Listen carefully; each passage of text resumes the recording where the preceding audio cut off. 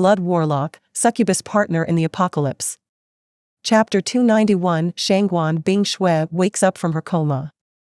Although Lilith could see the worry in Bai Zemin's eyes, and also noticed how his mood dimmed considerably, for the first time since they met she had no words of encouragement for him. In the past month, no matter what the circumstances were and no matter how dark the path Bai Zemin had ahead of him seemed, she was always similar to a spotlight that became his guide and illuminated every step he took with a smile. But concerning the firmament fragments, even Lilith knew little or basically nothing.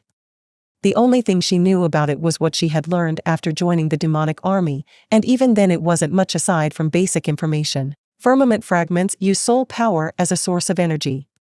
Lilith quietly analyzed as she looked intently at Bai Zemin to make sure he understood every word she said. The problem is that such soul power needs to be provided by a living existence. After all, firmament fragments are just that, fragments of a constellation left behind by a supreme existence that once reigned over all other living beings. You understand what I mean by this, don't you? Bai Zemin nodded and said in a heavy voice, constellations are basically remnants left behind by existences like the ice goddess Skadi, so that the universe will never forget her existence. As for firmament fragments, they are part of the will left behind by such beings. This means that firmament fragments use the soul power that entities like the ice goddess Skadi left within them, but which will gradually deplete until it disappears. Correct? Lilith nodded with glittering eyes. The soul power that entities like Ice Goddess Skadi left inside the firmament fragments is so much that even after hundreds of thousands, millions, and even billions of years for the strongest ones, the firmament fragments should be able to handle the slow loss of soul power. However, since that soul power is not infinite, they naturally need to receive more soul power from another source or they will disappear forever. The spatial rifts. Bai Zemin narrowed his eyes and a glint of wisdom flashed in his pupils. Lilith smiled slightly and nodded, you understand quickly. It is correct. When a firmament fragment is on the verge of disappearing and losing its strength due to the depletion of soul power stored in its interior, the constellations open a spatial rift and attract countless universal powers in an attempt to obtain a new source of soul power. Now, even without Lilith continuing to explain, Bai Zemin had already managed to get a great picture of how things worked. That's why you said earlier that the spatial rifts opened by the constellations only happen once in a lifetime per constellation, isn't it? Bai Zemin sighed gloomily. Lilith nodded again and pointed out, precisely. Because that rift is the final effort to obtain a holder to provide them with soul power. If no being manages to overcome the trials and receive the firmament fragment's approval, then the constellation will be sealed forever along with the firmament fragment with no power within it. Basically, the firmament fragments needed the soul evolvers in order to continue to exist and extend the will of existence that left them in this universe to begin with. In exchange for receiving the constant nourishment of soul power, the holder of a firmament fragment would receive a great boost of power and the ability to utilize some of the power of that existence left behind in the form of will. A win-win situation without a doubt. However, Bai Zemin's concern only grew even more after understanding all of this. Sirius Heavenly Wolf's constellation probably used an astronomical amount of soul power to find their best candidate, namely you, and an even larger amount to try to communicate with you. Lilith calmly analyzed and gently tapped her succulent red lips with the tip of her index finger before continuing. Even for one of the most powerful firmament fragments, performing such actions would undoubtedly shorten its time span by a large portion. We may be worried for nothing, and there might still be a lot of time left. But I think you'd better hurry up and seize every opportunity you have to level up, or else there's a chance that Sirius will vanish forever. Bai Zemin kept silent. He was already basically doing everything he could and really didn't know what else to do to become strong faster. In about 1 month and 1 week, he had gone from being nothing to an existence that was about to reach level 50 and obtain a job more advanced than his current one. This progress could be considered monstrous no matter how one looked at it, which was completely natural considering the terrifyingly high number of first-order beings Bai Zemin was forced to face and defeat, even an evolved second-order beast. He was even enduring day and night all sorts of anxieties and worries, trying to resist the constant annoyance he felt at having to take care of so many survivors at the same time, all for the sake of gaining that minimal boost of overall power and becoming more powerful in the long run as well. The amount of time he slept could be considered meager at best. Still, he was not a person who liked to complain or look for excuses. Therefore, he looked up at the brightest star in the sky and said resolutely, "All right. I'll think out something. No buts, no hesitation, no delay." Lilith looked at him with a proud smile and nodded. "That's how a man should be. How could that little woman named Wu Yijun resist a hottie like you?" Xietain rolled his eyes and refrained from commenting on this matter, wisely deciding not to enter into a discussion that was of no importance to him at the moment. Therefore, he began to carefully digest all the new knowledge he had just received and also to analyze in detail the new things he learned about Lilith a few moments ago. With him immersed in his own thoughts, Lilith also kept silent and continued to look up at the distant starry sky. Her eyes contained complex emotions, while a small inaudible sigh slipped from her hot red lips. She too needed time to think about the many things that were slowly changing. The night passed without any major inconveniences. Xietain did not close his eyes at any time except to blink, and even when he was thinking or analyzing countless matters in his mind, he did not forget his main objective, to protect the safety of Xietain Bingshui, who for the next 24 hours would be passed out and completely vulnerable. The mana inside Xietain Bingshui's body was constantly shaking fiercely as her soul slowly began to assimilate the lightning-like energy contained in the treasure fruit she consumed earlier. When that lightning-like energy were completely digested and assimilated by the mana, she would finally be able to awaken and obtain the active skill second order lightning movement level 5 as a reward without consuming a precious slot for external active skills. Although the moon had descended and the sun ascended, it was still several more hours before Xietain Bingshui would open her eyes again. After all, she had consumed the lightning fruit the day before just as the sun was slowly setting in the distant horizon. Therefore, until the late afternoon hours, Xietain would have to stay by her side to prevent any unwanted contingencies from happening. The current Xietain Bingshui was so weak that probably even the weakest survivor could kill her with a headshot. This was because she did not necessarily possess the passive skill Bronze Skin that would protect her from minor and intermediate caliber shots, just like Xietain. If something bad happened to her during this period of time, not only would she lose all the trust she had in Xietain after experiencing so many battlefields and situations together, but Xietain would also likely lose a powerful and valuable ally. Since such things were unforgivable, he stayed in her room all night and basically all the next day. A maid tried to enter the room but was directly chased out by Xietain.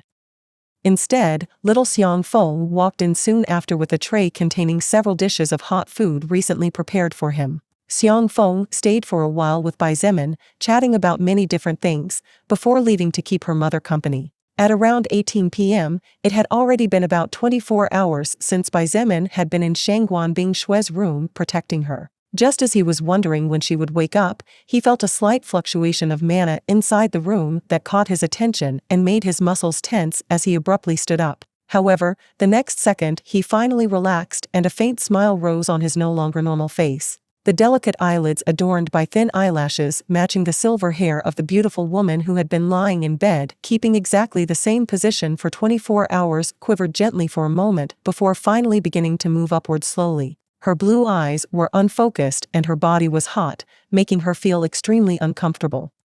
Before Xietain Bingshui had time to think and remember what had happened, a message flashed across her retina. "Congratulations!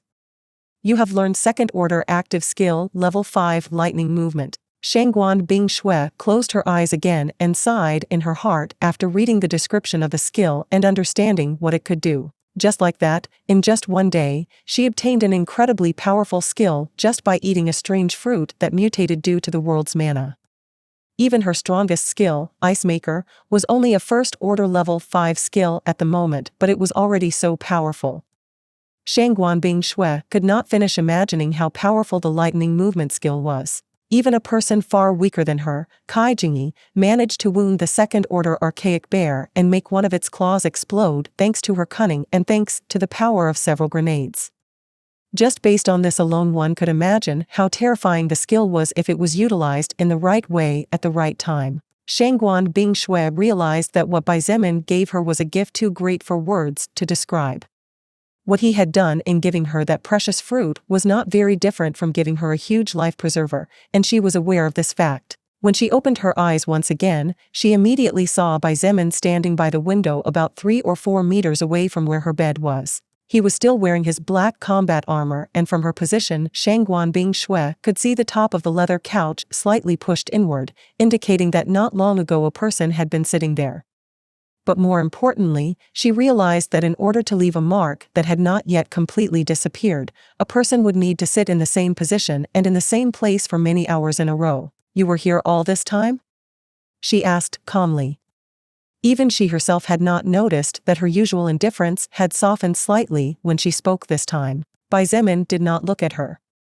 Instead, he watched the sunset through the window as he unhurriedly replied, "Since you entrusted your life to me with so much faith in me, it's the least I can do.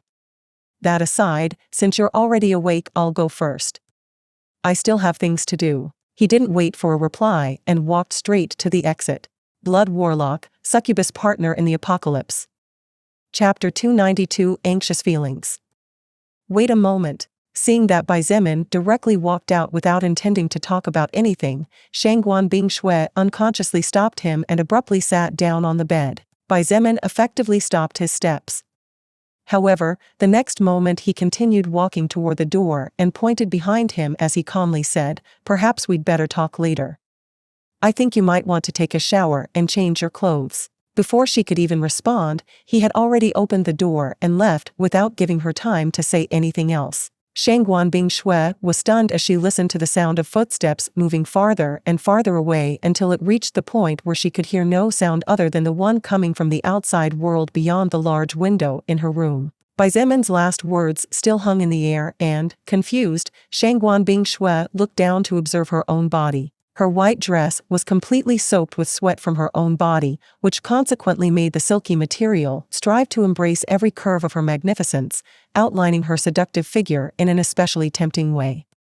As if this were not enough, because the material of the dress was white and delicate, the sweat caused the deep black color of her bra to contrast with the white and be partially visible from the exterior. While looking at her own clothes pressed to her body, and her slender legs as well as fleshy thighs glistening due to her own body sweat, Shangguan Bingshui was stunned for almost a full minute. After she finally reacted, she raised her head and looked towards the closed wooden door. A small sigh slipped through her pink lips at the same time as a complicated look appeared on her beautiful face. Earlier she had decided to test Xietain, and in that way get to know his true self. That was why she basically decided to leave her life and body in his hands. Of course, before doing this she had been observing his attitude towards everyone since day one of the apocalypse when the soul record reached Earth. However, even though based on what she had seen so far he would do nothing, people's hearts were unfathomable and deep, so nothing was definitive. If Xietain had wanted to hurt her or do improper things to her while she was unconscious, there was nothing she could do about it. However, if this really happened, then she would easily know 24 hours later, since her ice maker skill kept the temperature of every part of her body always at the same level. In short, if Xietain's hands or any part of his body had improperly touched Shangguan Bingshui's body, she would have known right away as soon as she woke up a day later. However, not to her surprise, the only places she felt that were touched by Xietain were her back and lower knees. Shangguan Bingshui soon realized that he probably should have carried her personally, and this was the reason why he had no choice.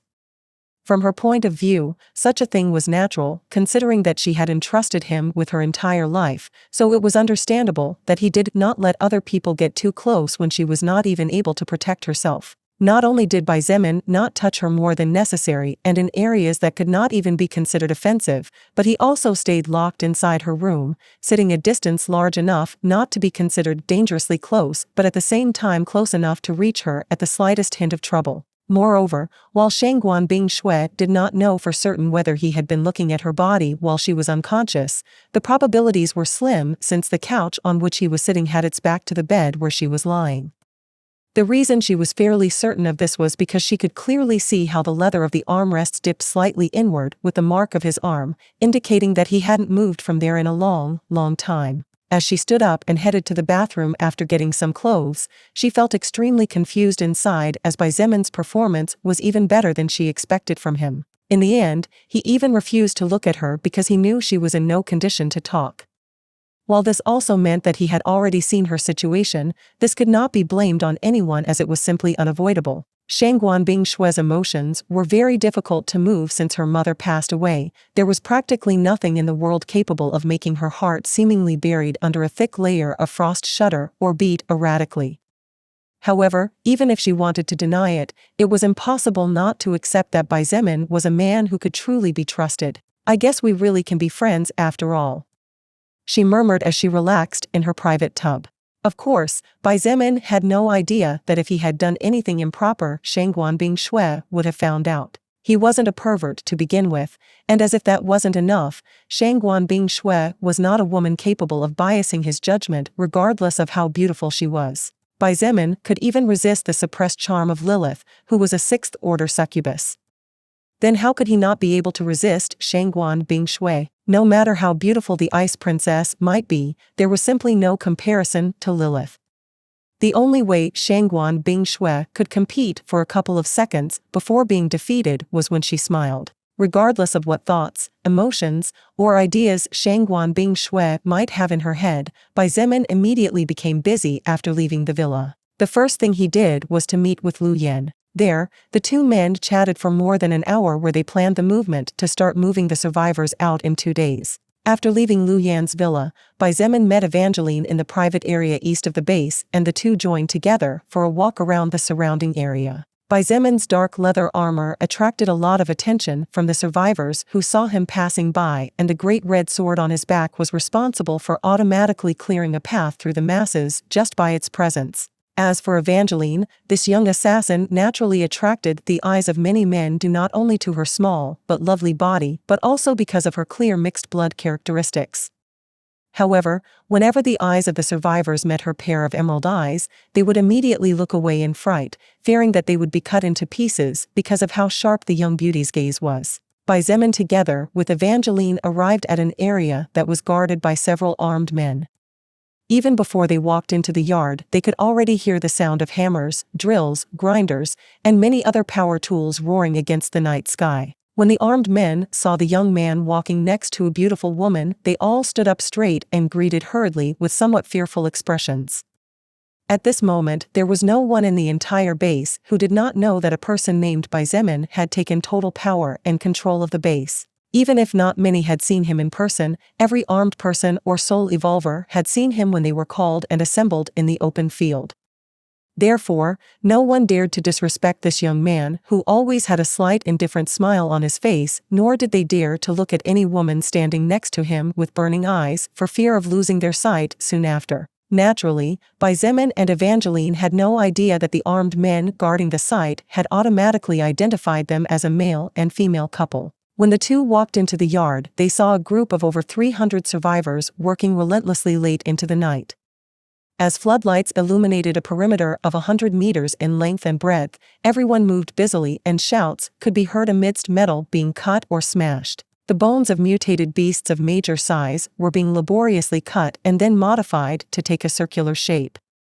These bones were then tossed aside and a subgroup of survivors picked them up before beginning to wrap mutant beast hide around them. Slowly, wheel after wheel was built and moved into a large factory where another large subgroup of survivors were modifying several buses and big trucks. The mechanics removed practically all the carcasses from the vehicles and exchanged them with heavy parts of monster shells that were killed by the soul evolvers after a hard battle. These shells with high defense could make medium-caliber bullets ricochet, leaving small white marks, and only heavy bullets could pass through their defenses. Even level 15 wild beasts with sharp claws would not be able to break through the defenses of these shells that previously belonged to beetles, turtles, and other creatures. The crystals had been removed long ago from the vehicles. What replaced them were lines the height of an adult palm and with extensions that ran from the rear of the vehicle to the front, just before the driver's seat. Along these lines, the soldiers could position their firearms to aim outward, and thanks to the long length they could move relatively comfortably to take better aim and fire more accurately at the enemy target. After observing the progress for approximately 30 minutes, Bai Zemin and Evangeline quietly walked away without disturbing anyone. At this rate, it is very likely that within 2 days and a maximum of 3 days all the vehicles will be completed to move the survivors. Evangeline struck up a conversation as they walked through the lighted streets of what had been temporarily transformed into a military area. I hope so. Xietain sighed. With over 80 large vehicles capable of supporting several tons of weight thanks to the change in their materials, we can probably move around 150 survivors in each one as long as they are squeezed in a bit. That's pretty good if you ask me. Evangeline noted calmly. A total of approximately 23 or 24 vehicles to move all the survivors, which would leave over 50 to move ammunition, weaponry, personal property of the top echelons of the base as well as their families, all the food in reserve, monster materials, etc. Indeed, the reason Xietain was willing to spend large amounts of mutated meat and rice grains to hire approximately 300 mechanically experienced employees from among the survivors was because he was really in a hurry to finish the modifications of the various vehicles. Previously, he had planned to move everyone slowly, but for some reason, he felt apprehensive, so he decided to speed up the pace as much as possible in order to move everything that had to be moved to the beginning village in one go. That anxiety made him feel really uncomfortable, but he didn't know where it came from. Therefore, he could only expect the worst and adapt to the circumstances as best as possible since, unfortunately, Xietain was still a human no matter how strong he was. With the amount of vehicles that Fu Xiefeng and Kong Lan's group brought from the beginning village added to the amount of vehicles in the north camp, Xietain somehow believed that within a couple of days he could leave this territory and return to his true domain. Only then would he feel more at ease. Blood Warlock, Succubus Partner in the Apocalypse. Chapter 293 Slight Warmth Amidst the Coldness. After returning to his villa inside the north camp, Xietain ordered some maids to start preparing today's dinner. For his part, he went to the villa's large luxurious bath located on the first floor and plunged into the pool. Phew. This is life.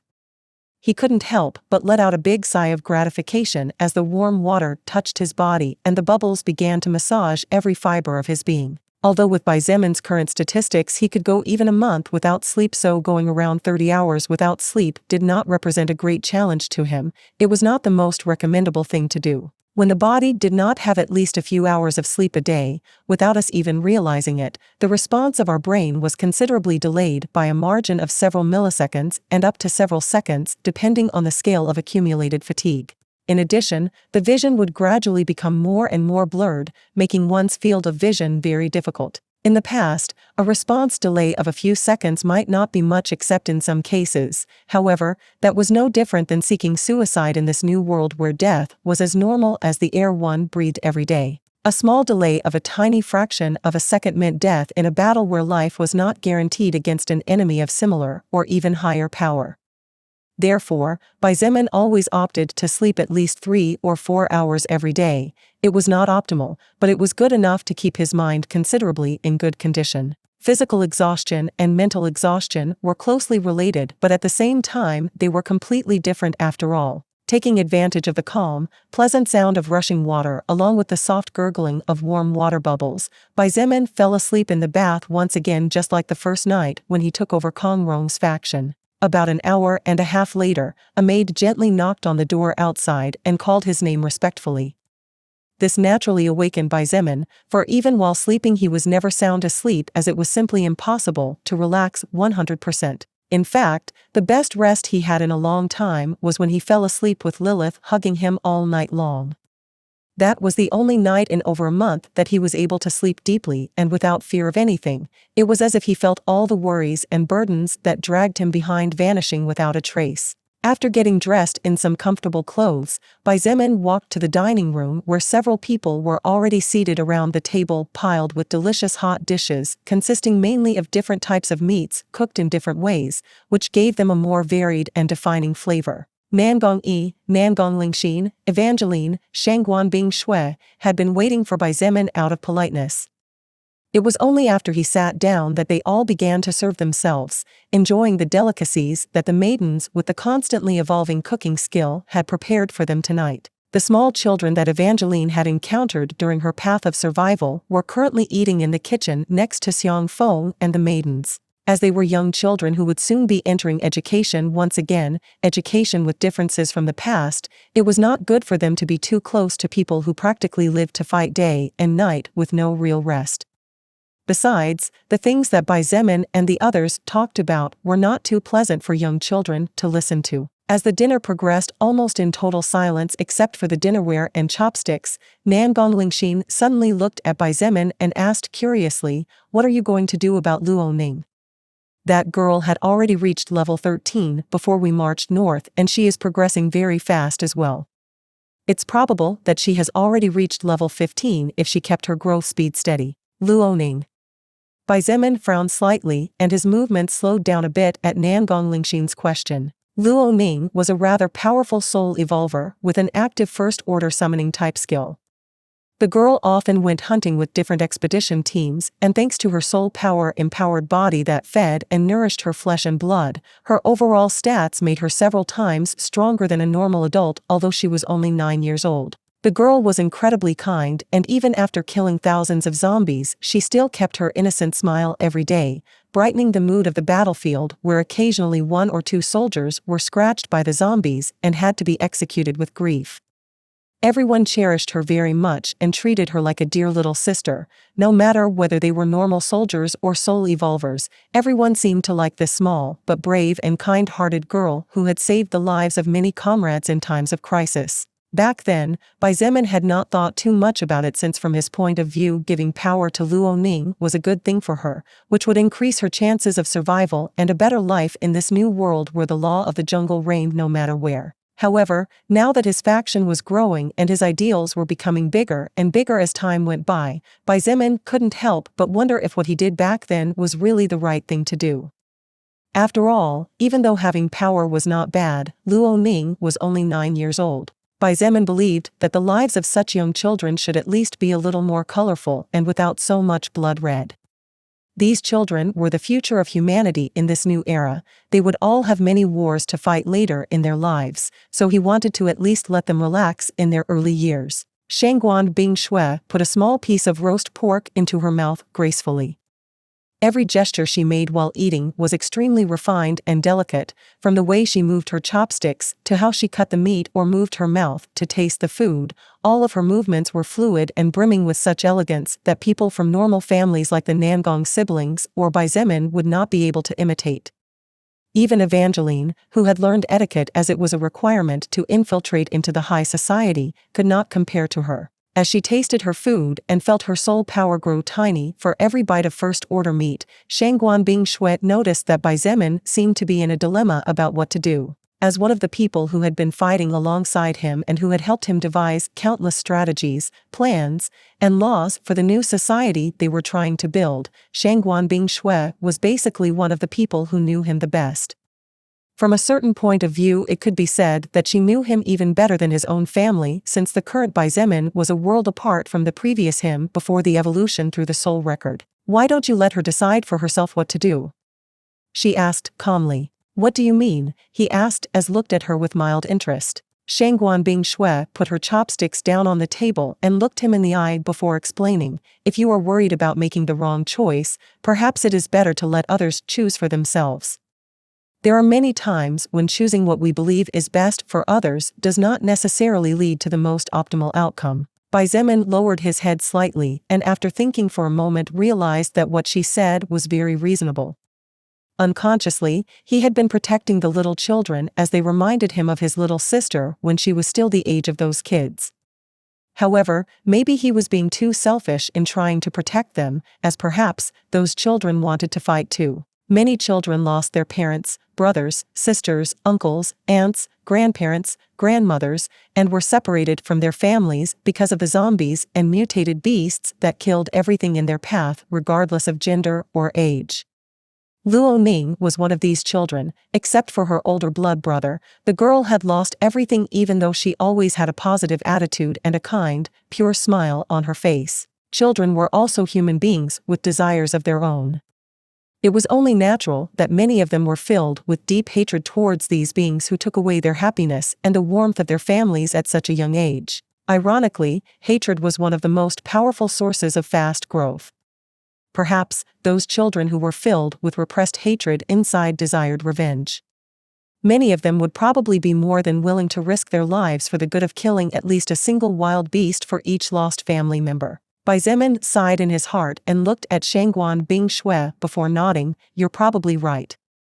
Let's let Luo Ning herself decide what to do. Luo Ning was the only child who had gone deep into the battlefield. She had not only seen a lot of blood, but her own hands were stained with the blood of countless enemies that blocked her path and her allies' paths. Therefore, she had the right to choose whether she wished to continue living her current lifestyle or begin a peaceful life hidden behind the protection of those who would continue to fight ceaselessly until the end of their lives or until the enemies of humanity finally fell defeated. However, those who have not yet evolved will have to attend school independently. But at least, we will take them to the battlefield once, so that they will see death as close as they have ever seen it.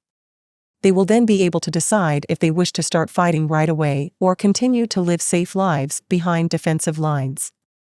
He culminated there. This was probably the best option. Those who had already experienced the taste of blood and knew the feeling of killing enemies could decide whether to study or continue living their lives the way they were doing so far.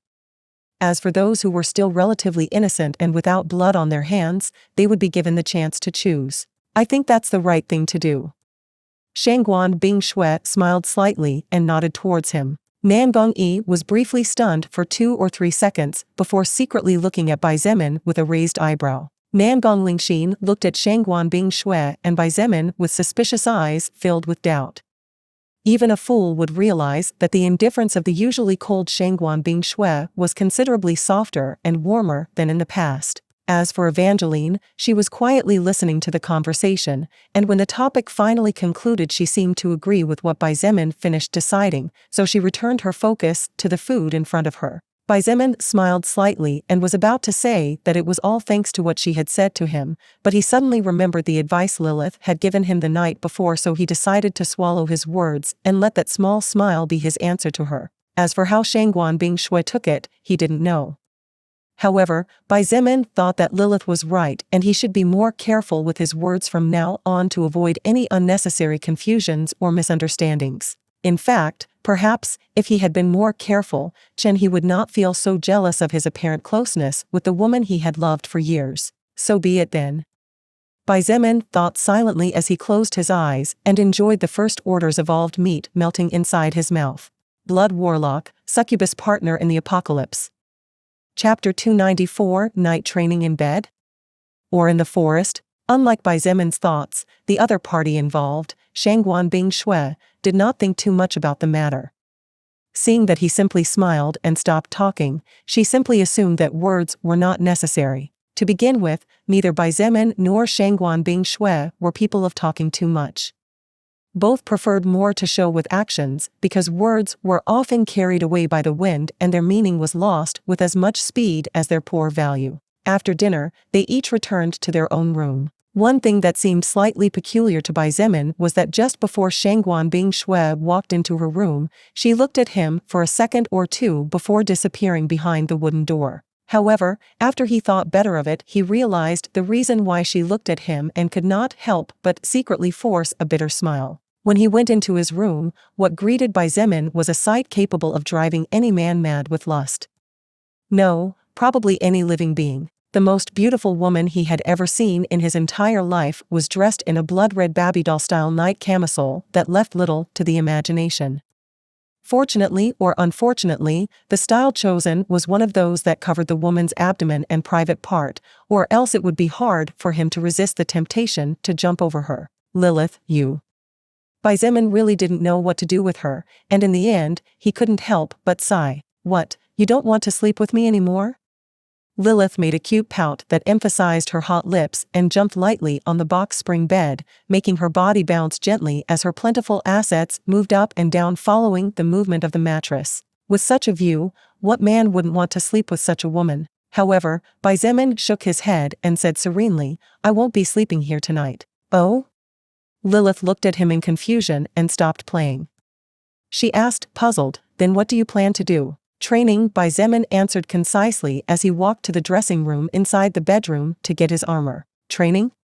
Lilith inquired as she tilted her head slightly to the side in an extremely tender manner, causing her long dark hair to flow over the white bed sheets, making a strong contrast between black and white. Xietain began to put on the armor as he calmly replied, I want to practice fighting with the skill gravity manipulation while taking the opportunity to absorb soul power from other beings.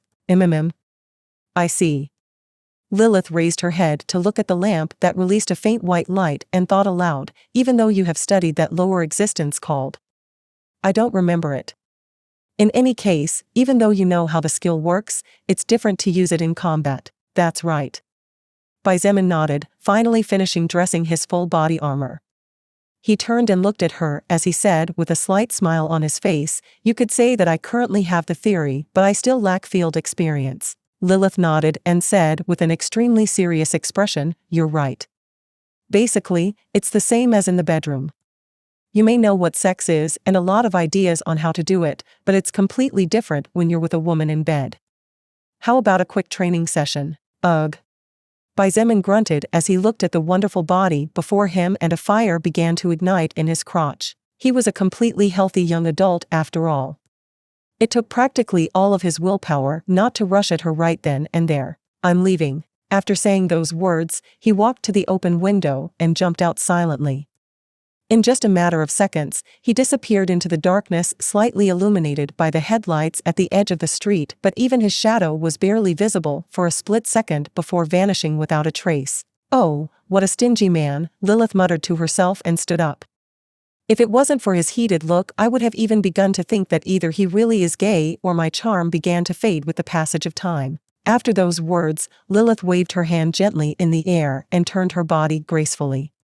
A moment later, the seductive sleep dress disappeared from her body and was replaced by her distinctive jet black dress that covered practically most of her body but highlighted every curve to perfection. A second later, she disappeared from the room, leaving behind her unique fragrance floating in the air. This particular night was more frightening than many other nights. This was because there were so many dark clouds in the sky, partially covering the silver moonlight that struggled to illuminate the world in chaos.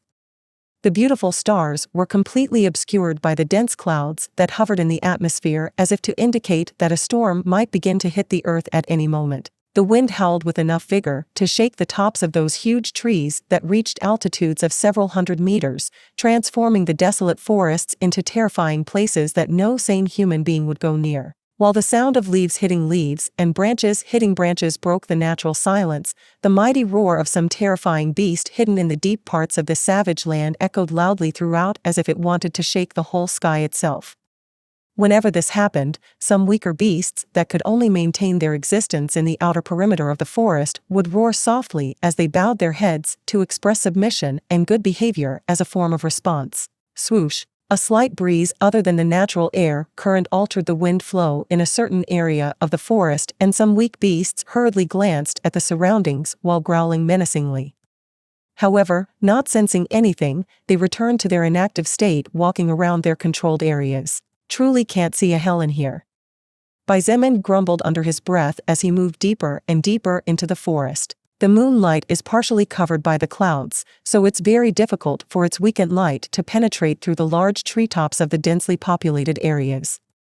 Lilith appeared at his side, walking gracefully and naturally swinging her small waist invitingly. Even if Xietain was a powerful soul evolver near level 50, he did not possess a skill that gave him superior eyesight in the dark similar to night vision. Therefore, he himself could not see beyond 20 meters in front of him or his surroundings. Going into a forest overpopulated by evolved beasts in the middle of such a dark night the way Xietain was doing at the moment was no different from going and knocking on the gates of hell of his own volition. However, his expression was calm and his indifferent eyes glittered blood-curdlingly as the moonshine rays reached his face. Although the dangers were naturally high, Xietain decided to take a chance and take advantage of the night to hunt. After all, most beasts only moved during the night because they were well aware of their superiority in such environments.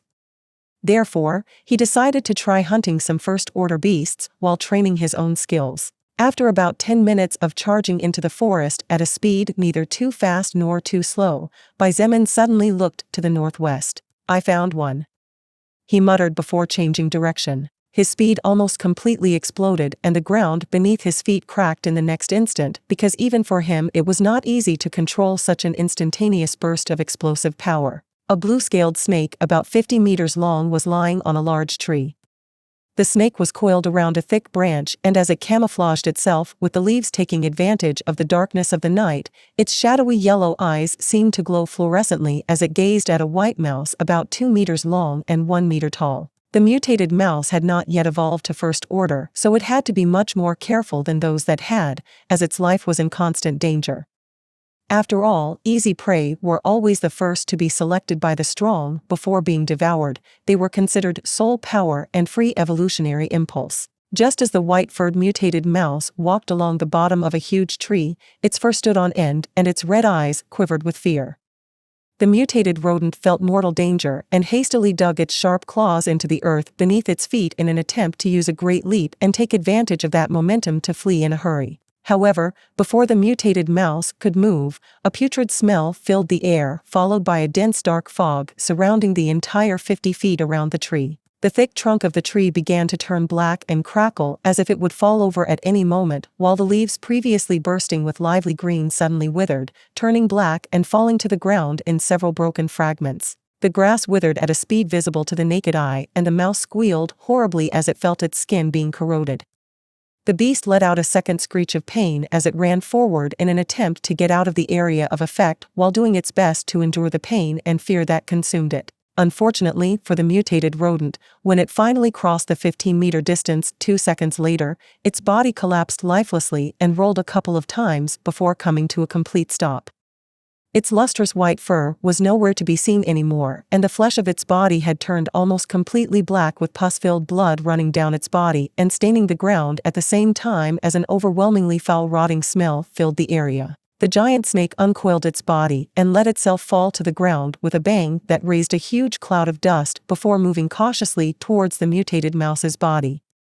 Seeing that its prey had fallen, the blue-scaled snake hissed with its tongue once before lowering its head to begin feasting. Not only had the snake absorbed the mutated mouse's soul power, but it also became slightly more powerful by eating the flesh of its prey.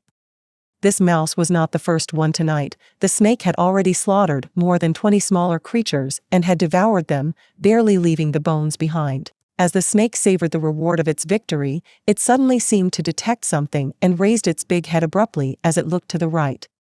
Its glowing eyes narrowed dangerously, but a glint of wariness shone within it as it looked at the human standing only 10 meters away. Xietain looked at the huge snake in front of him and couldn't help but notice that its size was about twice the size of the snakes he had encountered at the university back then.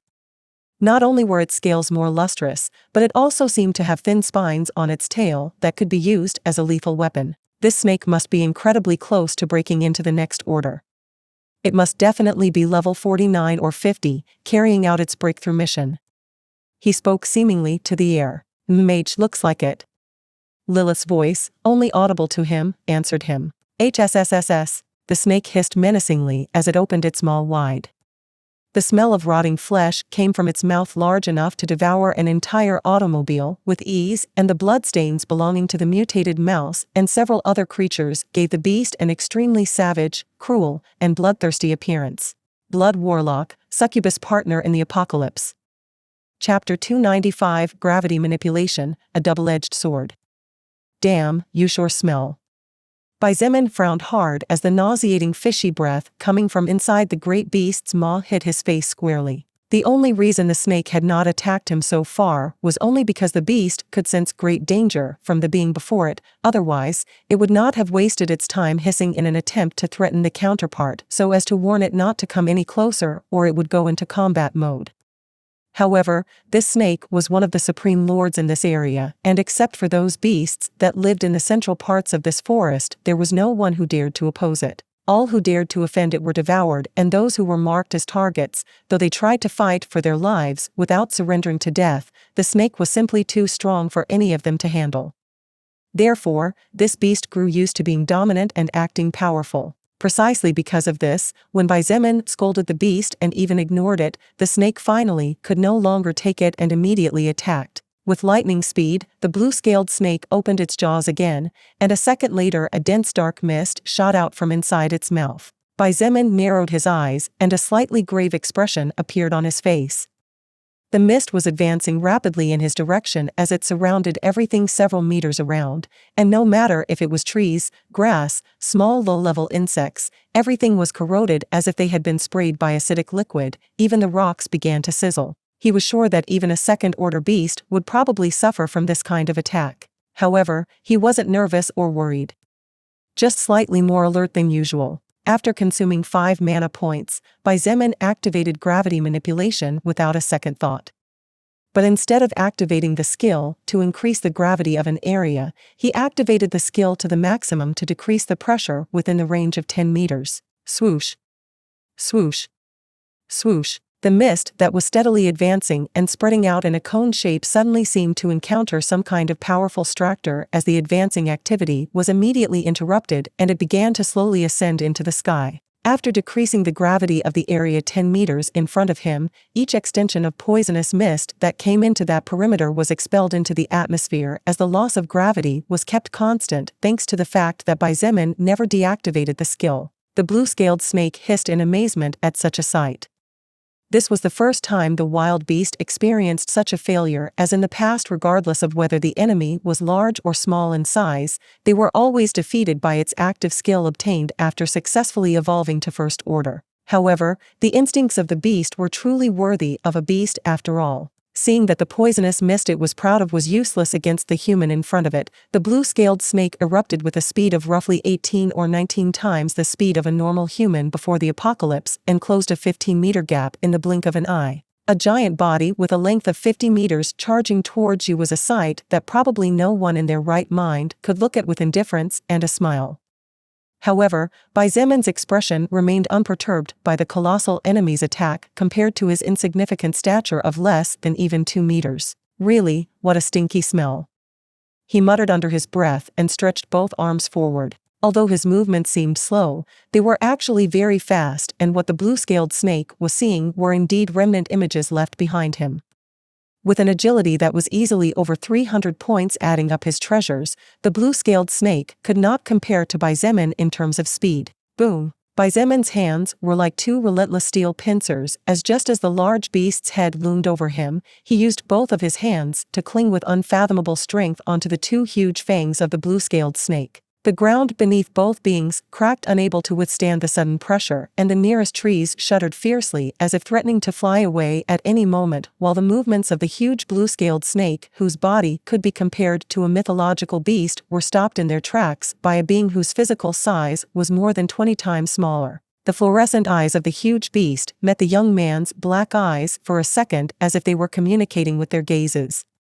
While the first's eyes glowed with madness, anger, and wonder, the second's eyes were bone-chillingly indifferent. It was as if he wasn't the least bit surprised at what he had just realized. Before the blue-scaled snake could expel its toxic mist, taking advantage of the close proximity, Xietain jumped slightly and used his knee to fiercely strike the beast's chin while releasing his grip over the 2 large fangs. Bang! Critical hit. A loud explosion rang out as the body of the blue-scaled snake was sent flying back 15 meters distance, stopping only after hitting a large tree and splitting it in half. As wood splinters flew everywhere and the tree fell in a loud crash, the blue-scaled snake writhed in pain as it hissed and spat toxic mist everywhere.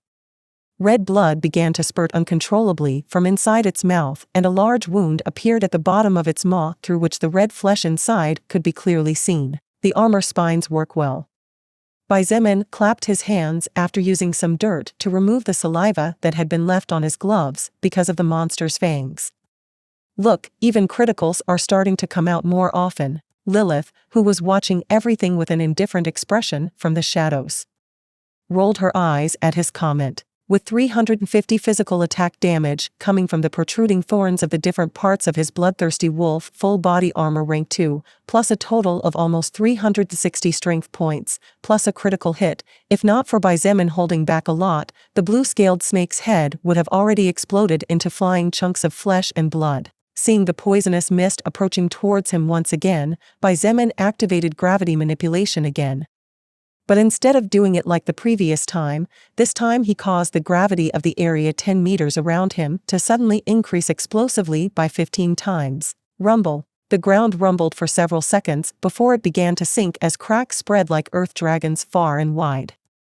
The only being, regardless of whether it was alive or not, that was unaffected by the increased gravity, was naturally Xietain himself. As for the smog, its propagation speed slowed greatly, and instead of floating around it, was practically slammed to the ground as if its gaseous state had suddenly become too heavy to float across the air of Earth's atmosphere. Xietain carefully observed the behavior of the mist, studying every action and movement in detail.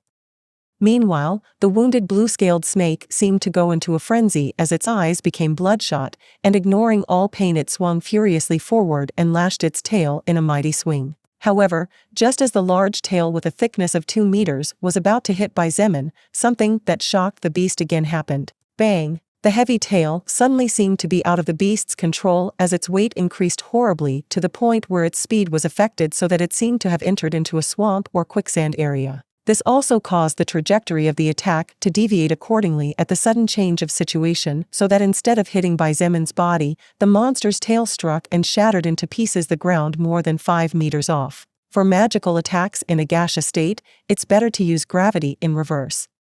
Xietain muttered, completely ignoring the blue-scaled snake's previous attack.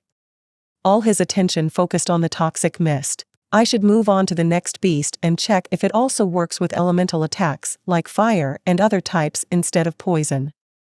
He reasoned aloud when he suddenly saw out of the corner of his eye as a large scaly tail lashed towards him. Although the blue-scaled snake was infinitely close to becoming a second-order existence, at the end of the day, it was still a first-order being.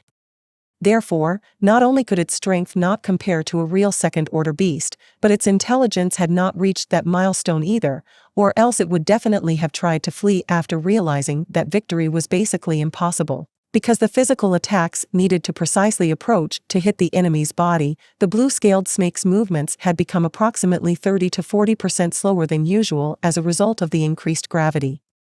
In fact, were it not for the fact that beasts had an innately stronger and more powerful body than humans, the beast's speed would have dropped by 70 to 80% with ease. In itself, the blue-scaled snake's agility was already considerably lower than Xietan's agility. Therefore, the snake's already slow movements from Xietan's point of view only became much slower after falling under the effect of his gravity manipulation skill. Xietain took a large step to the side, evading the attack by a small but sufficient margin. The heavy tail of the beast slammed into the ground and the earth shook violently with cracks up to 10 terrifying meters widespread everywhere. Since the gravity had increased by 15, while it was true that the speed of the attack had decreased, the power behind it was much more powerful. Weighing 15 times the normal weight, which basically added 150 strength points to the beast's already horrendous strength. If that attack hit Xietain, even he would be seriously injured despite having his rank 2 armor on. This skill is a double-edged sword. Xietain sighed, glad that he decided to invest time in carefully studying the details of his newly acquired 5th skill. If this sort of thing happened in the middle of close combat against an existence capable of threatening his life and he was taken by surprise, then it was highly likely that his life was in danger because of not knowing the effects and extent of his own skill well. Just as Xietain was thinking about this, he noticed that the tail of the blue-scaled snake was rising again, which made it clear that the beast was preparing to strike again. "Enough of you," he stated casually before pointing his hand towards the beast that was glaring at him in fury over 20 meters away, and as he activated blood manipulation, he muttered, "Die. Critical hit, critical hit, critical hit, critical hit." The blood that had soaked almost the entire body of the beast suddenly took on a slight demonic glow, and before the enraged monster could realize what was happening, more than 33-meter-long spears with their tips inverted inward pierced its body. Although many spears failed to penetrate very deep into the scales, Xietan's blood attacks were really powerful. More than 80% of the spears pierced the scales and flesh of the snake from side to side, impaling its body and turning it into a sieve riddled with holes. Several green messages flashed in Xietan's retina, informing him of critical hits activating again and again. The beast could not even let out a roar of pain before collapsing heavily on the ground and raising a large cloud of dust. Blood Warlock, Succubus Partner in the Apocalypse. Chapter 296, Skill Shadow Blink. At the same time that the blue-scaled snake whose length hovered around 50 meters collapsed lifelessly onto the ground with a loud bang, 2 green messages flashed in Xietan's retina. One of them informed him of something that had not happened in a while. You have absorbed the soul power of First Order Thousand Thorn Snake level 50. You have received Strength plus 12, Magic plus 10, Mana plus 5. You have leveled up and reached level 46. You receive 2 status points to distribute freely. It really has been a while since I leveled up. Xietain sighed as he walked towards the First Order Thousand Thorn Snake, now devoid of any vital signs. Well, but as I said before, levels do not represent the real strength of an existence.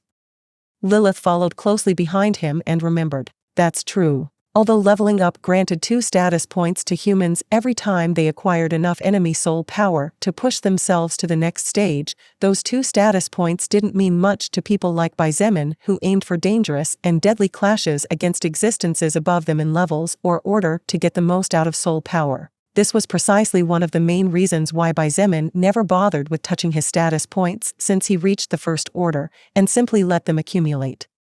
That way, he would at least have an instant source of power that would boost his strength to new heights in cases of immediate need. Furthermore, while it was true that Xietan's level had not increased, this battle against the First Order Thousand Thorn Snake level 50 had made something very important clear.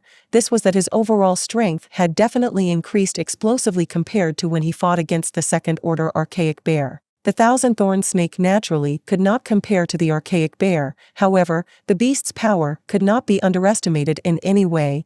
Its physical body was terrifyingly tough and strong with enormous destructive power thanks to its powerful and flexible tail, while its poisonous skill was a handicap for anyone who was its enemy to think twice before facing it. In the past, Xietain was sure that he definitely wouldn't have lost against the Thousand Thorn Snake.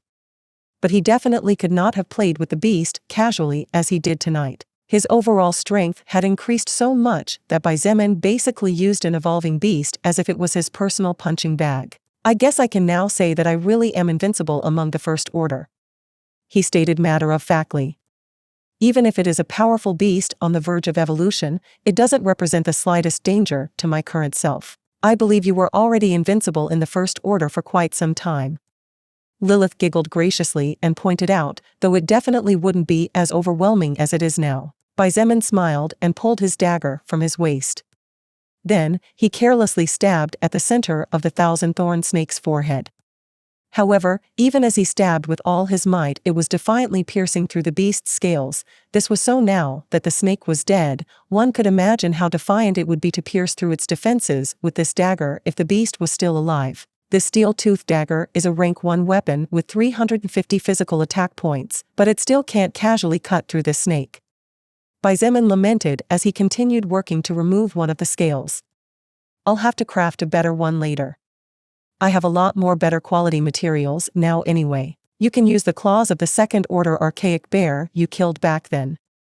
The survivors under your command probably already finished dismantling its body, or whatever they were able to extract in good condition. Lilith coughed slightly and remembered. Xietain couldn't help but smile bitterly. It was truly ironic how the strongest beast he had met so far, which also meant that it was the beast with the best material for building equipment, ended up in such a miserable state that its pelt was basically useless and even several claws were destroyed by the IFV's shots. After pulling out a palm-sized scale and casually throwing it aside, Xietain began to cut the snake's flesh with the dagger in his hands. Although it was challenging to cut through the tough, slippery scales of the snake, its flesh was incredibly tender and soft. The dagger in Xietan's hands cut with ease as if instead of cutting flesh it was cutting a piece of hot butter. Xietain unconsciously swallowed and muttered, I think I'm really going crazy. Even though it's covered in blood and the meat is raw, I can't help but want to take a bite. The corner of Lilith's mouth trembled a little when she heard this, and she said dumbfounded, I say, little brother Xietain, didn't you eat just now?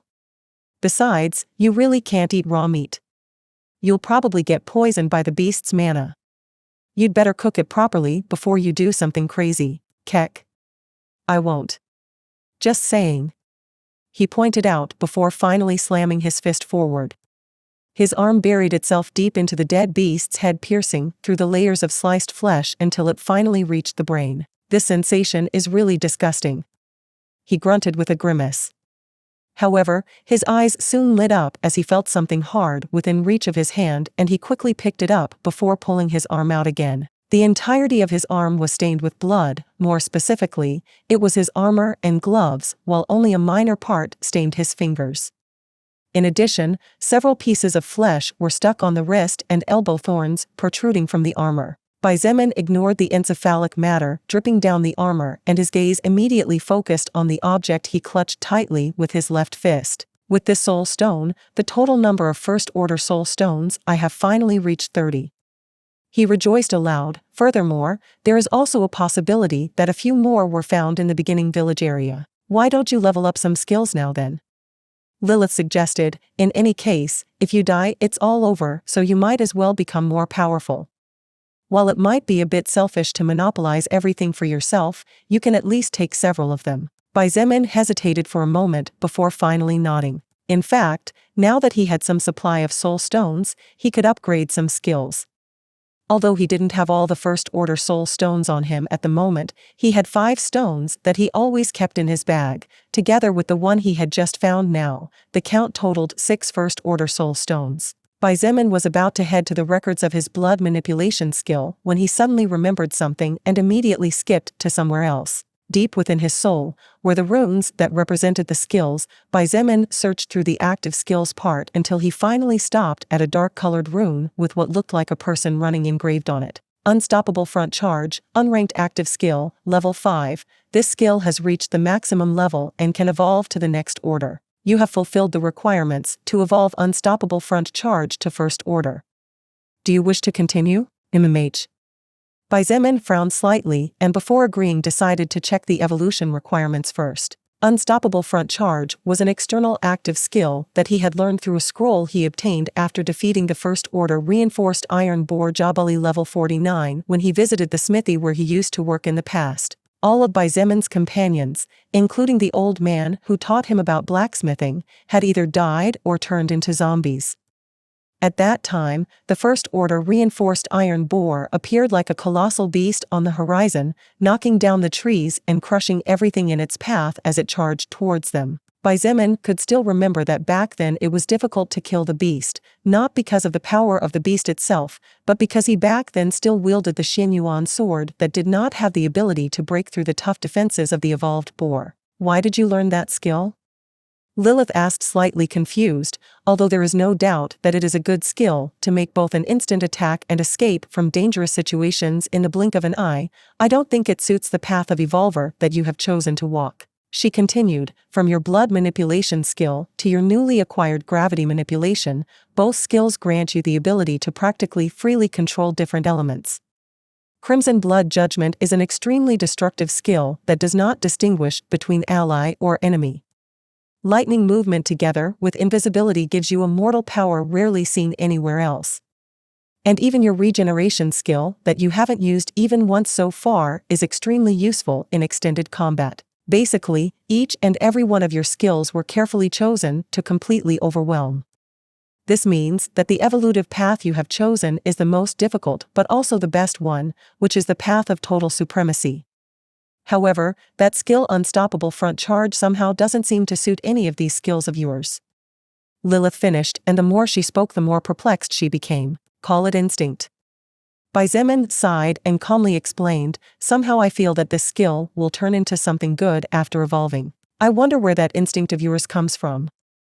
Lilith really didn't know whether to laugh or cry at the fantasies of the young man in front of her. Hey, in many video games, the weakest skill sometimes turns out to be the most mysterious and powerful in the end. Xietain defended before finally confirming the evolution requirements of the skill Unstoppable Front Charge. Unstoppable Front Charge evolution requirements. Kill enemies type agility, 10,000/10,000. Kill enemies with high jumping power, 10,000/10,000. First Order Soul Stone, 6/6. Those mutated spiders were at least good for something. Xietain smiled slightly as he confirmed the skill requirements. Lilith rolled her eyes and remembered, they also gave you thousands of unclassified soul stones. Xietain did not reply and simply decided to confirm the question of the soul record. Swoosh. Swoosh. Swoosh. The First Order soul stones that were inside the bag tied to Xietan's waist immediately flew out, followed a second later by the soul stone that was still in his hand. The 6 first-order soul stones began to spin in the air at speeds that even an extremely powerful existence like Lilith could not follow with her eyes until it reached a point where only a spiral could be seen. Gradually, the spiral of light began to illuminate with a multicolored glow for several seconds before the multicolored light dimmed and turned into a deep black light that had practically blended in with the darkness of the forest. The deep black light flew into the sky and then plummeted down before hitting Xietain's body without him even being able to react.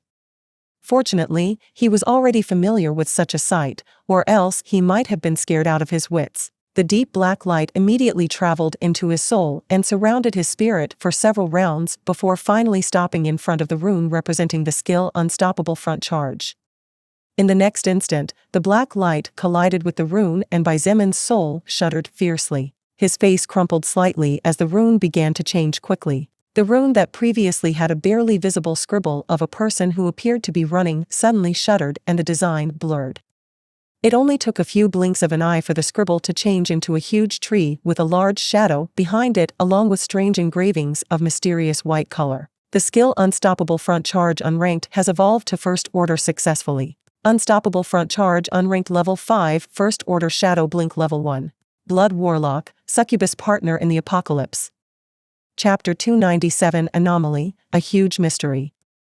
Shadow Blink, First Order Active Skill, Level 1, previously a skill that allowed the user to become an unstoppable shadow capable of moving in a straight line at almost unsurpassable speeds. After evolving, this skill allows the user to blink between shadows of equal or larger size than yours within a range of 50 meters with total freedom. It consumes 30 mana points per activation and has a cooldown time of 60 seconds. Xietan's first reaction after seeing the description and details of the evolved skill Unstoppable Front Charge was to be stunned before his body began to shake uncontrollably. Powerful. An incredibly excited look steadily grew on his face as he read the same message over and over again. Regardless of whether it was range, mobility, utility, everything about the skill had improved to a whole new level. Even with a cooldown time of 60 seconds, which made it difficult to use the skill too many times in a combat, the Shadow Blink skill was undoubtedly powerful enough to be comparable even to second-order skills. As for the consumption of 30 mana points, such a requirement was completely ignored by Xietain. With his current mana reserve, he would need to activate the skill more than 10 times to consume all his mana, which he honestly couldn't imagine since if he couldn't finish a fight quickly even after using Shadow Blink once to take the enemy by surprise, then it would be better to use it to flee or save his mana to fight with deadly attacks. Lilith was surprised to see the excited look on his face and couldn't help but wonder if the skill was so good that he reacted in such a way. Even in the darkness, she could see his sparkling eyes, unable to hide his joy. One must know that even when Xietain evolved blood manipulation to second order, he wasn't as excited as he was now. However, what Lilith didn't know was that Xietan's excitement didn't just come from the fact that the evolution of the skill Unstoppable Front Charge was powerful. A big part of that excitement he felt was born from the fact that he actually gambled well and didn't make a misstep. As a first-order existence, Xietain, just like any other human, could only learn 5 external active skills. This meant that he had to be very careful when choosing which active skill scrolls he chose to learn. After all, once he learned a scroll, a skill immediately took up a slot in his soul, which negated the possible entry of a more powerful future skill. If the skill Unstoppable Front Charge evolved into a useless skill, then Xietain would probably be left with that regret for his entire life. He might even end up dying in the future, since a basically useless skill was no different from slowing his steps. For example, if the skill Unstoppable Front Charge had evolved into a skill that allowed him to perform a forward dash for a distance of 100 meters or something similar, Xietain definitely might have cried in sorrow, since that would mean that the only thing the skill would do with each evolution would be to increase the distance of the dash. Fortunately, his worries were not necessary and, in fact, his gamble turned out to be more than correct. How good is that skill to get you excited to such a degree? Lilith asked. She finally couldn't bear the curiosity in her heart anymore. Xietain looked at her with a smile and extended his hand palm up. Why don't you look at by yourself? Her red eyes looked at his hand for a moment before she smiled slightly and extended her comparatively smaller and clearly delicate woman's hand to take his. When he felt Lilith's hand touch his, even through the leather gloves, Xietain could distinguish the warmth of her body. Even though they had already did this many times since they met, it was still hard for him to control himself completely. It was not for nothing that Lilith was a succubus after all. Her charm was simply too overwhelmingly high. Shaking his head to clear unnecessary thoughts, Xietain focused on the record of his newly evolved skill, and soon Lilith could see the details of the new skill. After reading it once, a glint of shock flashed in her beautiful ruby-like eyes, and she muttered in disbelief, "This First Order Shadow Blink. How can this be possible? Oh? Is something wrong?"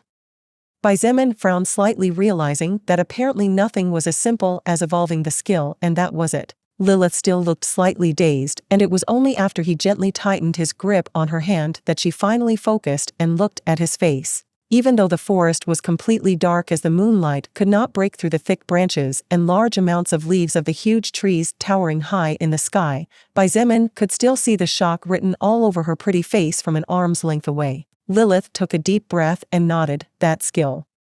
I'm referring to Shadow Blink. That skill, I saw it before.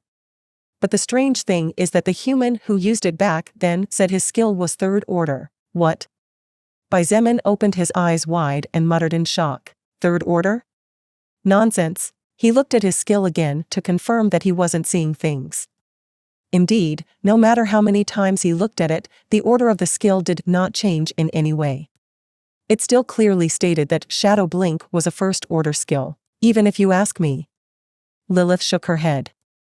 She was truly perplexed. What is this all about? Xietain forced a smile and pointed to himself as he said, "I hope that question isn't directed at me, Miss Higher Existence." He had no idea what the world outside of China was even like, much less was he aware of such distant and strange things as the soul record or its skills.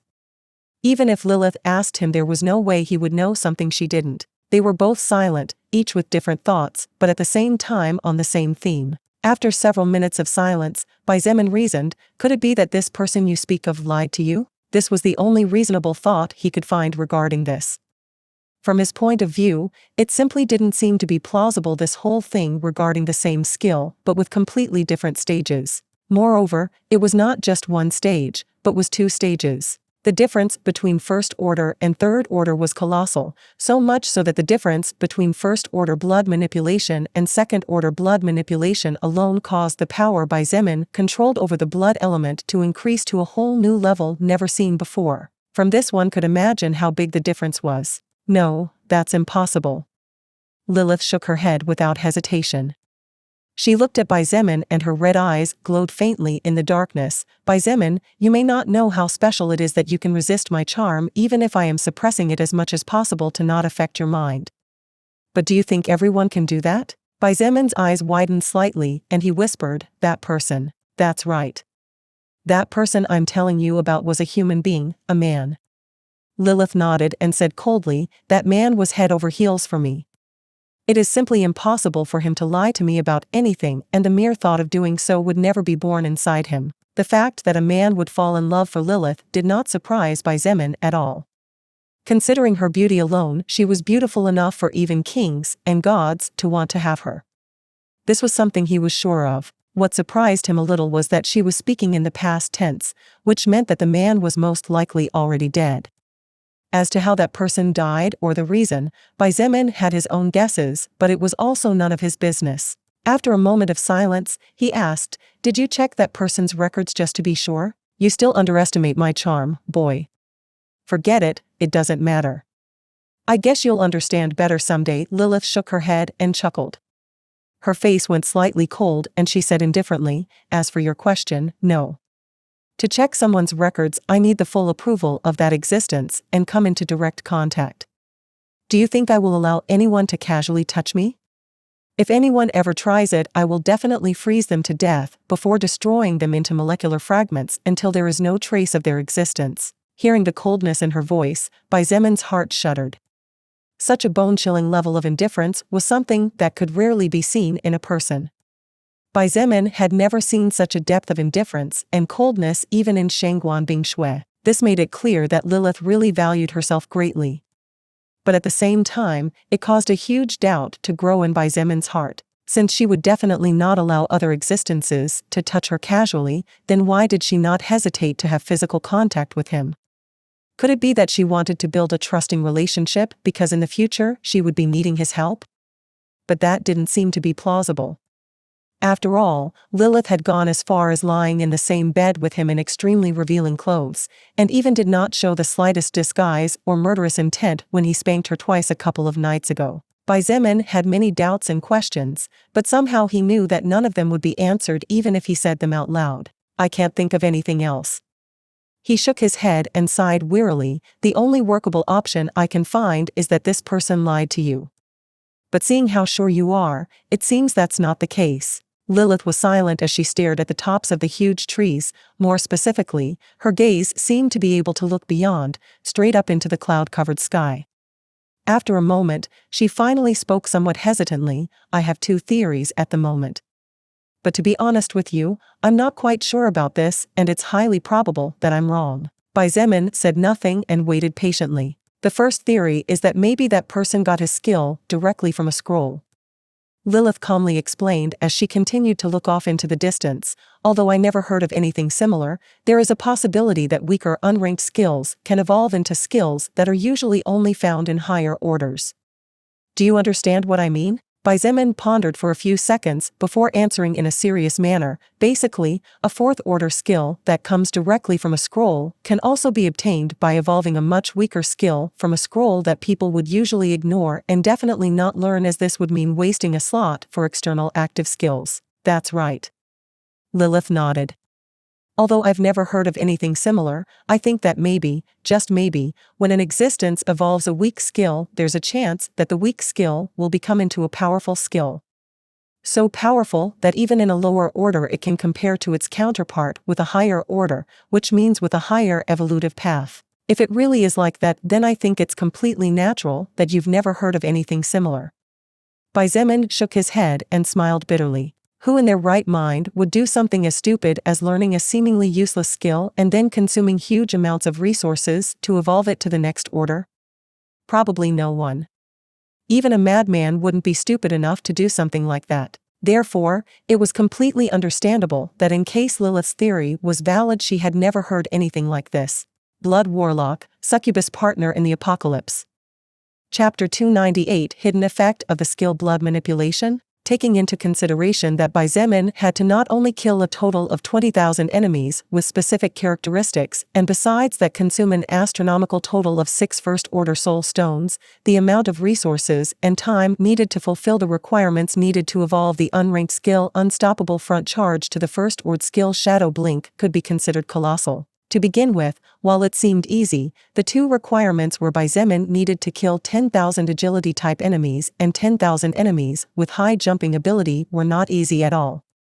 Sure, killing such beings might not be crazy depending on the overall strength difference. However, finding that number of those specific types of enemies would definitely not be a simple task, considering that the soul record had only just reached Earth a little over a month and a week ago. As for the 6 first-order soul stones, it was naturally even more difficult, since even if one had the power to take down first-order existences with ease, one would not necessarily will obtain a soul stone by killing them.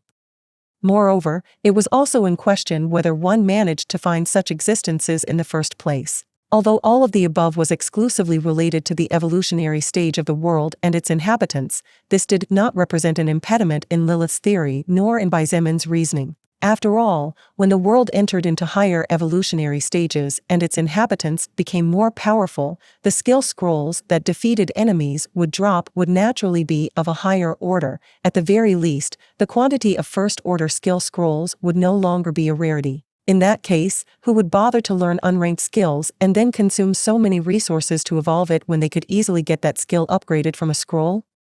Probably no one. With all this in mind, while Lilith's idea sounded a bit fanciful, it wasn't particularly crazy either. Xietain could imagine such a thing happening. Even if it is, it's insane. He sighed and forced a smile as he said, by learning a poor quality active skill we would not only be consuming a precious skill slot, but we would also have to consume a lot of resources to raise it. But more importantly, nothing really guarantees that the evolution of that skill will be good.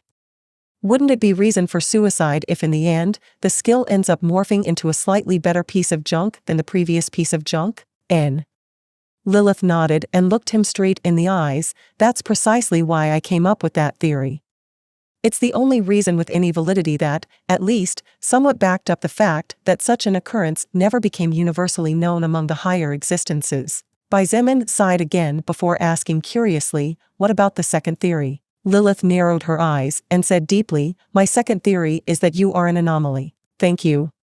Xietain was speechless. Was that an insult or was it a compliment? Lilith ignored him and said earnestly, either something inside you provoked it or your blood manipulation skill has a hidden effect. Xietain frowned and said puzzled, what does the skill blood manipulation have to do with it? As you well know, we can use skills thanks to the fact that the runes were engraved into our souls. Lilith explained calmly and then asked, tell me something, do you know how the body and soul of a living being works? Xietain raised both hands and said bitterly, before the soul record came to this world, mankind on this planet had not even been able to confirm with absolute certainty that we had a soul or spirit inside our bodies. How am I supposed to know how such mysterious things work? Lilith contemplated for a moment and then calmly said, in that case, how do light bulbs and electricity work? Xietain didn't know why she asked such a question but still answered, the light bulb must be placed on an electric switch with an electrical connection to allow energy to flow through and thus produce luminous energy. That is correct. Now tell me what happens if the amount of energy or power a bulb receives exceeds its own capacity? The bulb burns out or explodes into pieces. Lilith smiled and nodded, correct. It is precisely the same with the human body. I don't understand. Xietain shook his head. Let's take the light bulb as if it were the body and the electricity as if it were the soul. Lilith patiently explained, if the body cannot contain the power of the soul, then the body will immediately collapse and the owner will die, which will eventually lead to the death of the soul as well since souls cannot live normally without a vessel. Easy to understand, isn't it? Xietan's eyes glittered with understanding and he nodded firmly, easy. What a joke, it was impossible not to understand something so simple. Even so, there was something he didn't understand. But, what does that have to do with the skill blood manipulation? He asked, puzzled. Lilith blinked at him and narrowed her eyes as she said, remember that this is all just a theory, my thoughts on the matter are based solely on limited information. Seeing him nod, she explained, perhaps, your blood manipulation skill is nourishing your own blood from the moment the rune containing the skill was engraved in your soul. By nourishing your blood, the blood manipulation skill is at the same time strengthening your body unconsciously. This would lead to the consequence that your soul would gradually become stronger, or rather, mold itself to better adapt to a stronger body. After a short pause, she said uncertainly, so, since your soul silently grows stronger, perhaps the skill runes engraved in it will also grow stronger to adapt to your soul. Xietain was silent for a long time before finally saying with a deadpan expression, what the bloody hell? Blood manipulation strengthens his blood strengthens his body causes his soul to strengthen, and as his soul strengthens the skill runes also strengthen, which would lead as a consequence to a mutation of a poor quality skill to transform it into something stronger. Xietain felt like his head was going to literally explode just thinking about the tedious process of this. However, if Lilith's theory was true, then it could be said that the skill blood manipulation was indeed just incredibly terrifying to the point where it could not be described in words. But if that were the case, why did only the rune of the skill Unstoppable Front Charge improve? Xietain pointed out doubtfully. Besides, the improvement only happened after Unstoppable Front Charge evolved into Shadow Blink. Lilith shook her head and said in exasperation, didn't I just tell you?